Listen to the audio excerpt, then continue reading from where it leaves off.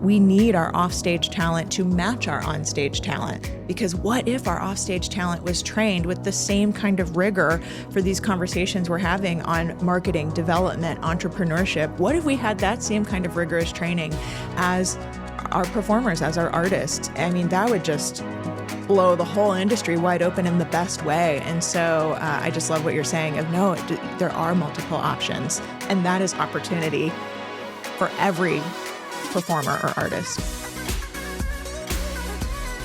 Welcome to Femme Forte, a podcast where we celebrate women in music and performing arts. I'm your host, Amanda DeFries.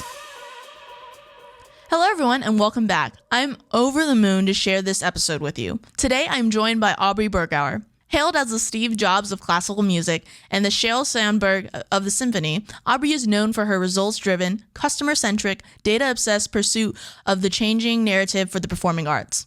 She's held offstage roles managing millions in revenue at major institutions including the Seattle Symphony, Seattle Opera, Bumbershoot Music and Arts Festival, and the San Francisco's Conservatory of Music. Chief executive of the California Symphony, she propelled the organization to double the size of its audience and nearly quadrupled the donor base.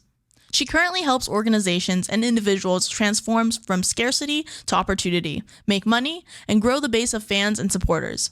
With a track record for strategically increasing revenue and relevance, leveraging digital content and technology, and prioritizing diversity and inclusion on and off stage, Aubrey sees a better way forward for classical music and knows how to achieve it. Our conversation focuses on her passion for the arts management and administration, as well as her newly released book, Run It Like a Business. Thank you so much for tuning in, and without further ado, let's get into it. Welcome to Femme Forte. I am so excited to have an amazing guest here today. We are in the studio in Austin, Texas. We have Aubrey Bergauer. Thank you so much for being on the show. Thanks for having me. I'm glad to be here. Yeah, I am so excited.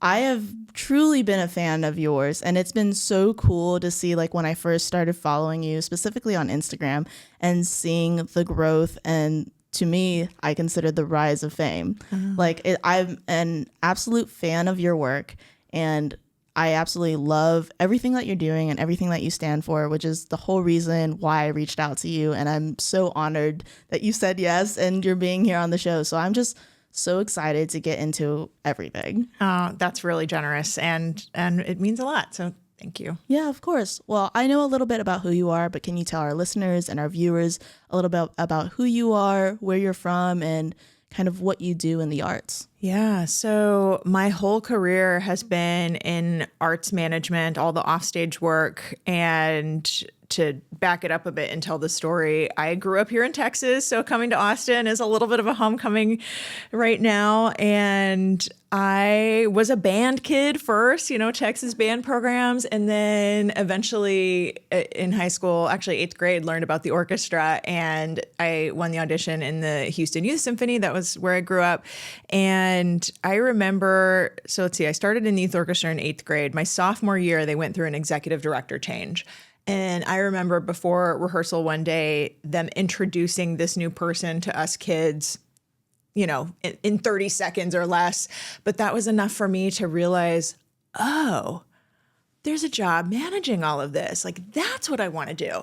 So that was the beginning for me. And then by that point, like getting into later high school years and figuring out the plan for college and all of that, I went to Rice to get a degree, both in performance as well as undergrad business is what they call it now. And so I knew that I wanted to do this work off stage. And that was now almost 20 years ago. It's hard to believe. And since then, it's been roles in marketing at the Seattle Opera and development at the Seattle Symphony. And then a lot of people came to know my work when I was executive director of the California Symphony just outside of San Francisco.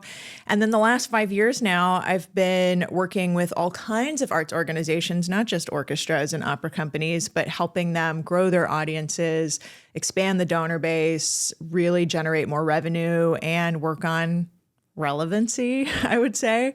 So that is the very quick bio. Yeah, absolutely. I love all of that as someone who kind of works in admin as well in the arts. And so you mentioned specifically how, you had this executive director and that just kind of opened the doors to all these opportunities. But what specifically, was there any experience that you had, or anything that happened in your life that made you specifically focus on like marketing and growth of arts management? When I first graduated college, I had no idea what department to go into. I think this is a real, at least then, again, almost 20 years ago, a real shortcoming in our music education programs for like college level. And now there's a lot more, even at conservatory style training programs, there's a lot more offered in terms of music entrepreneurship or music business, but none of that was offered when I was in school. And so I was really grateful for the business degree and that I learned all the mechanics and the accounting and some marketing things there and management philosophies and all these things that were and are still helpful today. But in terms of the question of how did I get into like the revenue track, I had to find my way, I feel like. So I remember first I interned at the Seattle Symphony when I first moved to Seattle. And I remember they were like, what do you want to do? And I was like, yes. Yes, I would like a job in anything. And so from there, I was able to, they had an opening in development, ended up hiring me in the development department. And that was it. I just thought, okay, Aubrey, just do anything, whatever work I can land. And so I'm grateful for that now because I can see, and especially coming as the career progressed, like fundraising is a huge part of being a chief executive, but nobody taught me that along the way is what I'm trying to say. And so I think that really formed some opinions I have now of how do we train up arts managers and strong offstage talent, because again, so much of this isn't taught. So anyways, to wrap this up, I'll say, so started in the fundraising track, and then I was planning all the donor events, all the stewardship events, and writing a lot of appeal letters, ended up doing some major gift proposals. And then after that, Seattle Opera called and said, we want you to run our Young Patrons Club. And I said, oh, closer to my age, this sounds fun. Like truly, the Young Patrons group for people in their 20s and 30s, and you'll still do a lot of event planning, but also they have a board that's sort of like the junior board. And I thought, at this point in my still early 20s thinking, oh, this sounds probably like a good thing. I've done some fundraising. Now let's get some marketing experience. Working with a board, even a junior board, I thought that definitely is something I need to do if I want to become an executive director someday. So that was how that sort of windy path, took that turn or step. And then that role really grew into audience development was the title. And so that became just much more than the Young Patrons Club, but rolling out digital marketing and the social media channels and all of that, mobile friendly websites, like all of that was happening in those years that I was there and was able to really dig into that. And I feel like that is where I found my stride more, I think, of like, okay, I like the mass appeal of like how, like the mass appeal is the goal, I guess. And how do we achieve that and sell tickets, sell subscriptions, and eventually get those people through a pipeline for donating. Yeah, and I think that conversation is so important because I think what stuck out to me specifically about your content is I remember, so I'm from San Antonio, and I remember there was this whole story at the time, and I'm not up to date about what's currently going on, but the San Antonio Symphony at the Tobin Center was like in deep trenches, and there was this whole petition about bringing them back to the Tobin Center and all this. And so that was like my first like awareness piece of like, oh, wow, like this is an issue. And not only was it an issue for San Antonio, but it's an issue like pretty globally and worldwide. And so that's why I absolutely commend the work that you're doing. And I think this stuff is so important. I mean, even I was a member of the Austin symphonic band, and getting their emails all the time and being a part of their board meetings and understanding how they need to get donations. I've been a part of the development office for universities. When I was first being a student, I got my first job working in the development office for the university that I was working for. It was such like an eye-opening experience about figuring out how these organizations run. And so one of the things I love specifically you talk about is, of course, like revenue and business management is important in order to drive the passion, because a lot of us as musicians and artists love passion first, but we only know that it gets us so far. Yeah, exactly. I think that has been, a real important part of not just my work, but more research in the field too. And what you said is exactly correct. And I think intuitive for many of us that, oh yeah, passion only gets us so far. And now there's research that says, this is within the field of arts and culture. Advisory Board for the Arts did this whole research study of what's driving employees, basically. And so we've seen these kind of studies in other sectors, but now we have it in the arts. And what came of that is that more than passion for the mission or the art form, which may be more true for older generations. They segmented the data by age or generational cohort. And basically the younger you are, what millennials and especially especially Gen Z cares less about that. And it's less about the great artistic quality. Even though that may be something that we care about, it's less about that in terms of like a personal satisfaction driver. And I just think that's fascinating that it's exactly what you said in our work, that yes, it matters. Is it the only thing that matters? No. And in fact, it's changing quite a bit generationally of like, okay, no, we need more things to be fulfilled in our work. Exactly. Yeah. So I want to dive a little bit about your book called Run It Like a Business. I'm so excited, and a huge aspect of this is being able to not only create these opportunities for yourself, whether it's, through the internship and getting, this higher up position, but now, you are a full-on entrepreneur and really are making a business like out of your passion of bringing all this information to the forefront. So can you tell me a little bit about where the inspiration of the book came from and how you were able to get these opportunities to now be able to call yourself an author, which is so cool. Oh, thank you. The book started because this is a few years ago now. I was seeing all of the challenges in our sector even before COVID. And just to name them, those challenges are declining audiences. 2014 was the year that nationwide, for classical music at least, single ticket sales surpassed subscription sales revenue. That's a big tipping of the scales, because subscriptions are, or were for so long, the bread and butter kind of lifeblood and a indicator of loyalty, right? You're buying a season ticket package. So for single tickets to surpass that was a real kind of line in the sand in 2014.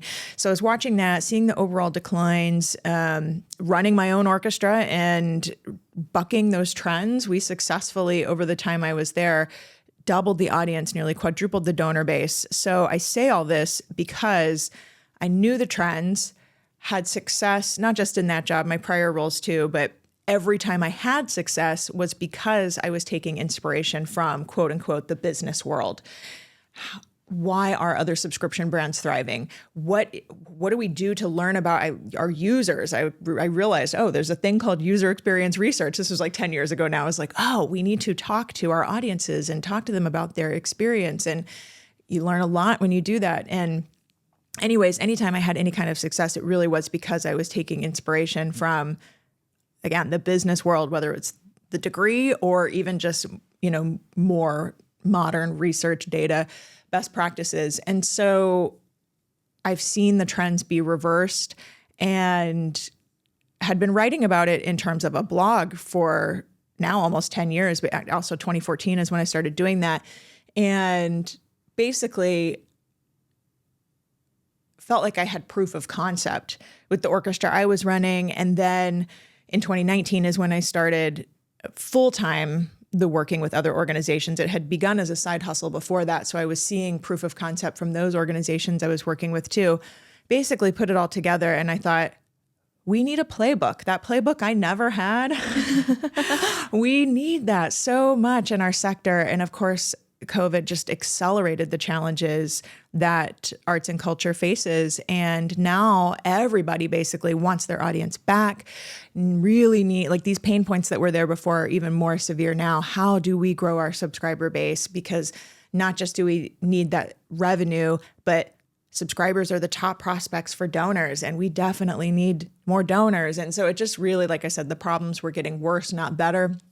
And so I thought, there are solutions to these challenges, and not just in the work I've done, but again, outside the arts. And I thought, okay, this idea of run it like a business, I used to roll my eyes at that phrase, really hated it. And so in some ways that's intentionally provocative a little bit, is why that's the title, but also truth, that we have been, another way to say it, I would say, is maybe the thesis is we've been really optimizing the art for hundreds of years. And now it's time to optimize the business around that art to make the money we need to fund the art we produce. Exactly. Yeah. There was a video that you had released, I think like a few months ago, that really stuck out to me. That was really important. One, because it centers around arts advocacy, which I think is really important, because people who want to go to the orchestra or want to go to the symphony don't necessarily have to be a musician or have to like understand like every motif or musical phrase that's happening in the moment. And I think, that's a lot of the work that we do here is making sure that, people love the arts. We see America's Got Talent. We see all these other shows that bring, pop music or dance, and people who don't know anything about it want to be engaged and want to be involved in some aspects. So when you said in your video, if you're, I know I'm going to quote you super wrong, so you can definitely correct me, but if your program like has all this jargon, like no one's going to want to be there. And I think that was such like a golden nugget of information that I think like a lot of organizations don't realize, is how do we bring more people to love the arts? Because we already know people do, but when we package it in a way that's only meant, or siloed for the people who know all this expertise about, music theory or whatever have you, it becomes very hard and not as digestible for the general population. 100%, you nailed it. So I think you're absolutely right. And I so appreciate what you said about like, people love America's Got Talent. People love other live entertainment experiences. So it goes right back to the art itself is not the problem. The art is our greatest asset, actually. And the talent is so high. We were talking about the Texas band program, for example. Mm-hmm. Like that's just one example of just the incredible amount of talent coming through our system. And then nationwide at the different conservatories and music programs and all of that. So just like the level of talent is so incredibly high. And so that in itself is so strong for us. And what you were talking about, is what people were saying about the website and things like that. I mentioned user experience research. That's where that came from. And we brought in people who, quote unquote, should go to the symphony, meaning we said, if you are a grown adult, millennials, Gen Xers at that time, you do go to other live entertainment experiences, you have expendable income, you, what else? Like, kind of generally consider yourself like following culture, or at least popular culture, like all these things that you quote unquote should go to the orchestra, but you just don't. We said, we want to hear from you. And we had a lot of people say, okay, yeah, I'm happy to come and give you some feedback. And so they did all that. And part of their experience is they had to go through the purchase path and buy a ticket. And we gave them a super discounted rate. It wasn't about making money for us. It was about the research we were doing. And then we asked them questions. What was it like navigating the website? What was it like trying to buy a ticket? And that was the feedback we heard, was there is so much technical language and jargon. We're not talking about a tech company. We are talking about an orchestra. So much technical language and jargon. We do not know what this means by the composer names alone. One person said, I want to know, is this program a romantic comedy or a tragedy? We don't know by composer name alone. And somebody else said, it reads like Inside Baseball. Like, I just don't know these words. And it was such an eye-opening moment for me. There's no shame in that. These were smart, educated, grown adults.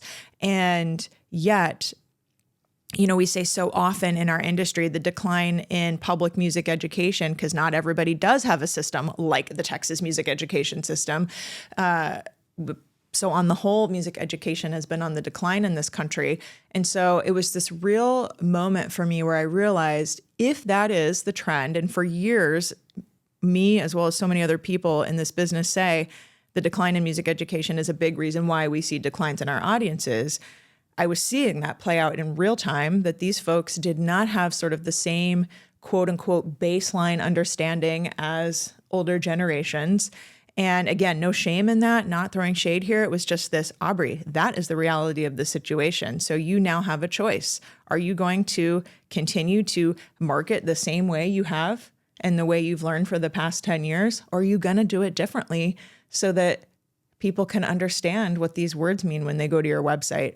And I don't know, for me, it was just such a clear crossroads moment of, Aubrey, you have a choice. Do it the same or do it different. Yeah, absolutely. Yeah, I absolutely love everything that you're saying. Like, I'm just agreeing with you wholeheartedly. I was like, yes, say more. So yeah, you really do leave me speechless, because I just I cannot express so more how much I absolutely love and agree with the work that you're doing and why I think it's so valuable and so important. And so, kind of circling back on your book, I mean, you touched a lot into it, but what do you think why people should run it like a business? I think a couple reasons. I'll tell you what people are telling me, at least. Maybe I'll do it that way. A lot of it is similar to you, where people are like, I have had these thoughts intuitively. Some people are like, for years, and then I read it and I realize there's data behind this. You have put structure to what I've been feeling for so long now. So that's a big reason. I would say anybody who's like hearing this conversation and thinking, yeah, I've been thinking that too. Read the book, you'll like it, because that's what I'm hearing from others. Even this conversation of UX research, that's all chapter 1, so every chapter is a different strategy from the business world and how do we apply it to what we do. Another reason I would say is people are telling me I now have a roadmap. I mentioned I wanted a playbook. Now I've tried to deliver one. And I would say for anybody who is working anywhere in the sector, who are seeing these challenges, concerned about these challenges, and does want playbook, roadmap, whatever you want to call it, I would say the book provides that for sure as well. Yeah, that's awesome. Well, I'll definitely have to get me a copy, because I'm really interested in and read it, run it like a business. Amazing. We'll get you one. Okay. So kind of looking at everything from a full perspective, I mean, like you said, you started being just a normal band kid to now being a full-on entrepreneur. What advice would you give someone who wants to start something of their own, specifically within the arts sector? I've been thinking about this question a lot lately, because we do have so many people who often are trained as a musician and then want to do something, whether that's start their own ensemble, some other kind of startup company. And it just goes back to so much of this business stuff is not taught. And so what I see happen a lot is people do begin their ensemble or found something and then really struggle to raise the money, sell the tickets, grow their audience. And so I would say for anybody starting out is to really, really think about the business model first. And usually somebody wanting to start their own business or organization, they have that proclivity, that's alone, just even the desire to do that, I think really is a type, somebody saying, I want this, I'm driven, I want to lead this, I want to birth this. That's certainly a personality type. And then I would say press on that, take that farther, because it's not, if you build it, they will come. And I think that I'm painting with a broad brush, but I think it's just been a bit of disservice how so many of us were trained, whether professionally or just in school playing our instruments growing up.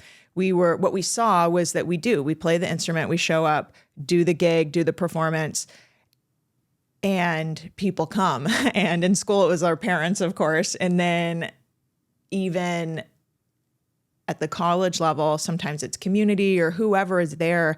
But it was like we never were ever really talking about like, how do we fill these seats? And so for anybody who does have that entrepreneurial bent or proclivity, I would say, really try to think about that first, because it goes back to, if we don't have the money, we cannot fund the art we want to produce. And so that's where I really poke on that, is making sure you can fund the work you want. I think that's, yeah. And on that note, I think it's really important because I think in thinking of it more of from a business mindset and having the money to fund things like this, before we hear a lot of times when people become like music major or any kind of arts major, they're like, oh, it's really hard to become a musician, or it's really hard to become, full-time X or performer in the field. And granted, that is true to a point, but a lot of it is people not being educated on how to do it properly, which I think is perfect for,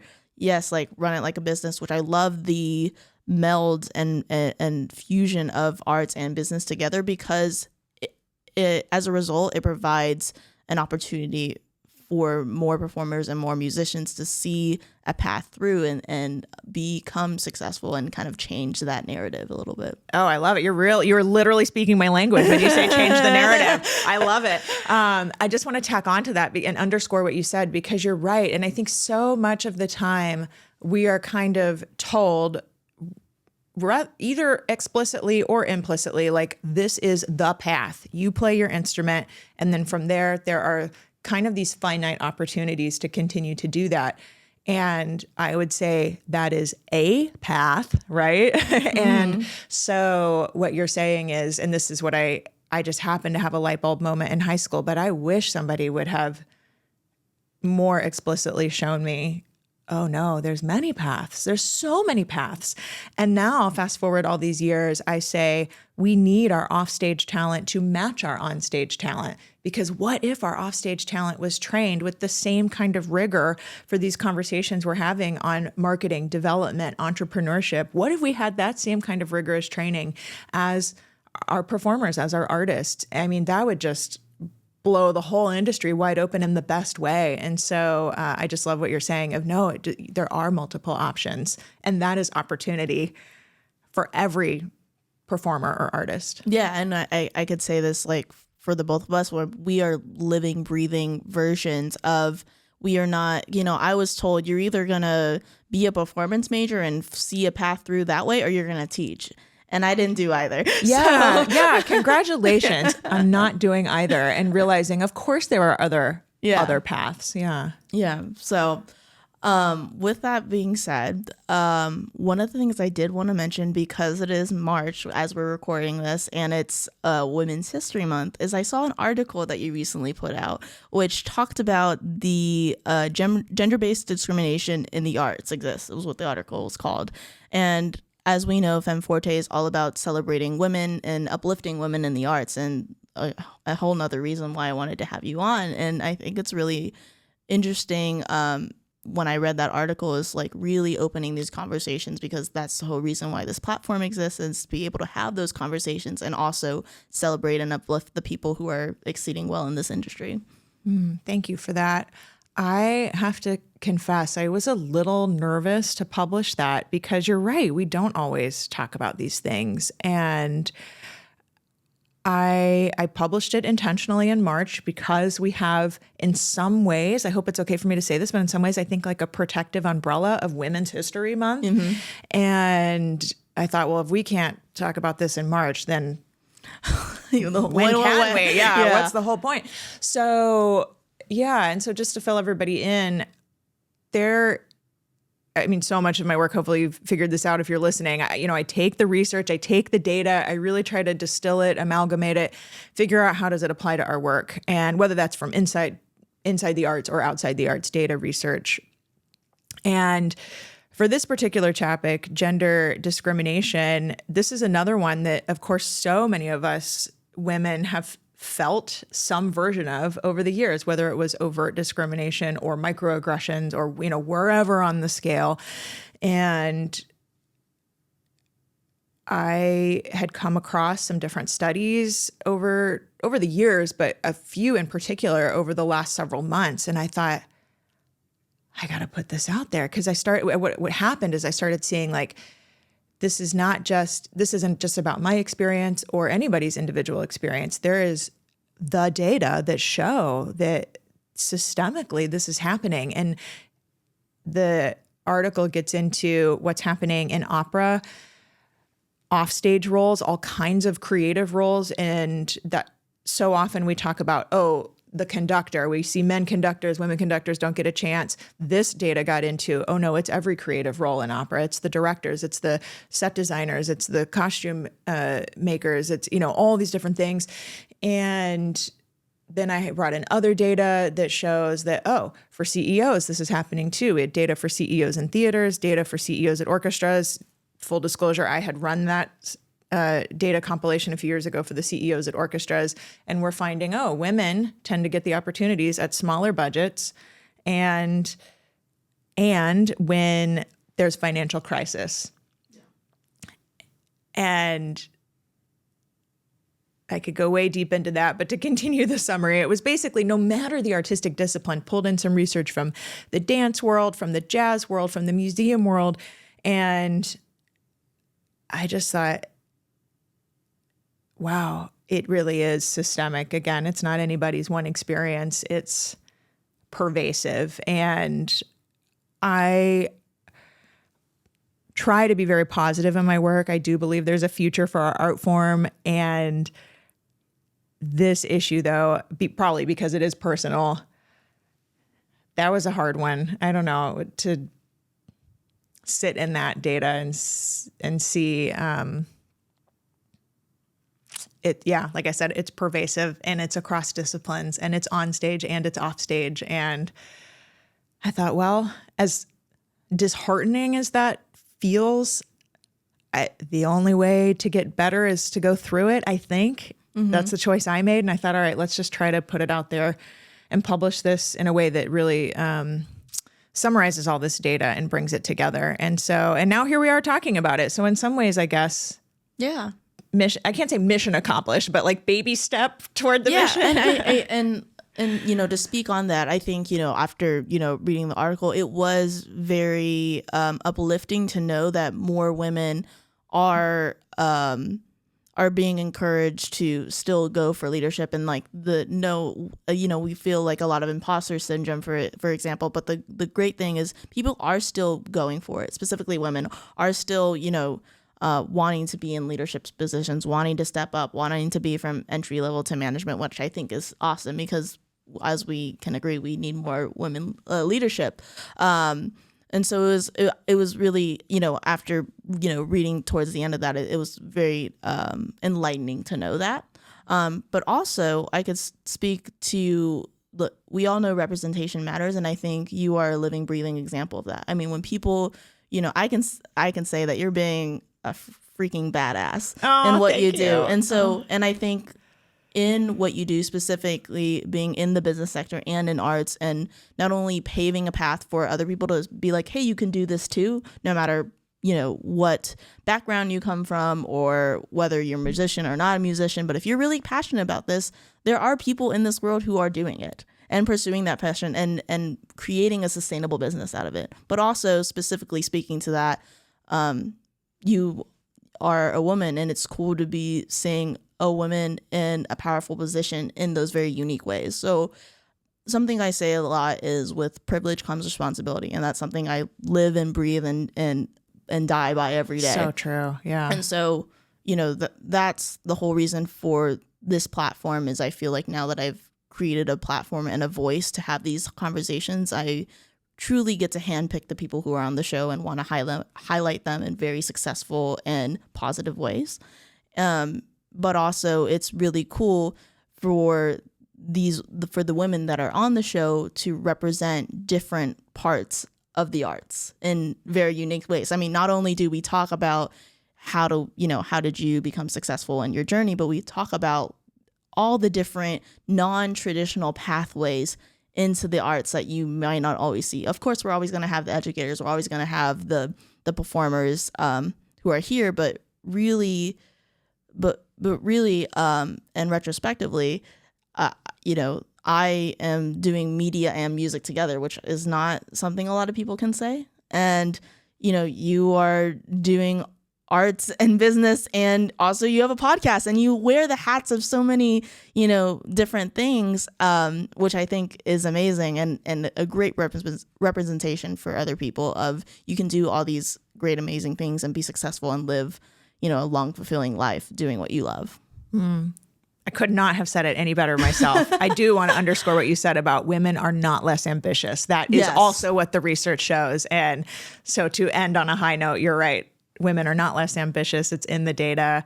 We are hungry and capable and so ready. Yes, absolutely. Well, we're just about to wrap up here. So I just have a couple last questions for you. The first being, what is the most fulfilling part of your work? Ooh, I think in some ways on the heels of this conversation we were just having of when the good spreads, when other people say, okay, I see, like my work has been made better because of something in my work. And somebody says, wow, I like you unlocked something in my brain. I feel like I can do my job better, differently, more current, modern, relevant, fill in the blank now because of that. When somebody says, you've inspired me to take action and run my orchestra, business, whatever, differently. Or if I'm an artist, run my career in a slightly different mindset, anything like that, where people feel like a paradigm has been shifted for them. For me, that is so fulfilling. Hence my whole brand, changing the narrative. When there's a shift and desire for action, I take great fulfillment from that. Amazing. And on that note, what does success mean to you? Whether it's in your own life or whether it's in the work that you do? In so many ways, I've been thinking about this a lot. I think it comes down to some sense of financial freedom. And that's for our organizations. The whole subtitle of the book is, I forget the own subtitle of my book, How to Multiply Money and all the without sacrificing the art. And that goes right back to this idea of I want to fund the art. And we don't get to do what we do as artists unless we're able to fund it, as long as we want a paycheck, that is, So I think financial freedom to do the things artistically we want. In my own business, that's true. Financial freedom as an individual, of course, is a huge life goal for a lot of people. And then another way to say this would be to overcome scarcity, because I think that that's another just sort of pervasive ism in the industry of arts and culture, where we feel like the pie is limited. We feel like there's not enough. We are nonprofit organizations, and that's just a tax status. That doesn't mean we can't make money. Yeah. And knowing the knowledge you have now, what advice would you have told your younger self? Whether that was you starting a band for the first time to who you are now, or the intern to now, or... I think I would say the things that are either stirring around in your mind, or the things that people, we talked about the path, the things that people think make you other, off their path, I should say, which that's really important. Or the things that make people want you to conform and get back on their path, like, forget all that, Aubrey, younger Aubrey, I think is what I would say. And follow that, what you're hearing in your head and inside you. Like, that's your superpower. That's not a bad thing. Yeah. Awesome. I love that. Well, thank you so much again for being on the show. Where can our listeners and viewers find you and get your book and all the great things that you're doing? Thank you. At Aubrey Bergauer. That's my handle across social media platforms. Would love to see you all there. AubreyBergauer.com/book gets you the information, all the different ways and places you can buy the book, but literally anywhere books are sold, it's available. So thank you so much. I really appreciate this. Thank you.